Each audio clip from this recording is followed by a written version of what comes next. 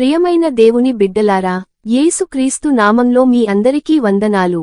ఈ రోజు మనం ఒక గొప్ప పిలుపును గురించి ధ్యానించబోతున్నాం. అపోస్తుల కార్యములు 13:47.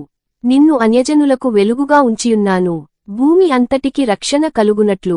ఈ మాటలు పౌలు, బర్నబా చెప్పినవి. వారు సువార్త ప్రకటించారు. కొంతమంది తిరస్కరించారు. అయినా వారు వెనుకాడలేదు. దేవుడు వారిని వెలుగు గా పిలిచాడు. వెలుగు అంటే ఏమిటి? వెలుగు అంటే చీకటిని తొలగించేది, దారి చూపేది, భద్రత ఇస్తుంది. దేవుడు మిమ్మల్ని కూడా ఇలాగే ఉంచాడు.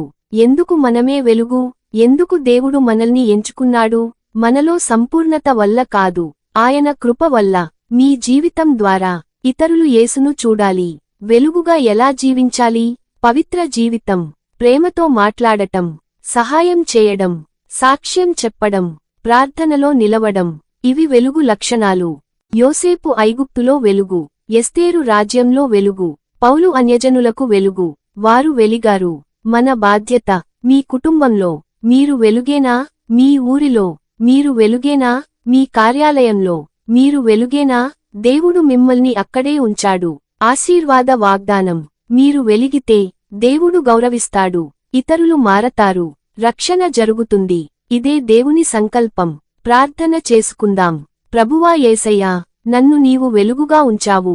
నా జీవితం ద్వారా నీ మహిమ కనబడునట్లు చేయుము. నేను ఎక్కడ ఉన్నా నీ సాక్షిగా నిలవునట్లు సహాయము చేయుము. యేసు నామంలో ప్రార్థిస్తున్నాను, ఆమేన్. ఈ వాక్యంలో దేవుడు నీతో మాట్లాడితే దయచేసి వీడియోకి లైక్ చేయండి మరియు సబ్స్క్రైబ్ అవ్వండి. మీ కోసం ప్రార్థించాలంటే కామెంట్లో ప్రార్థన అని రాయండి. దేవుడు మిమ్మల్ని ఆశీర్వదించును గాక.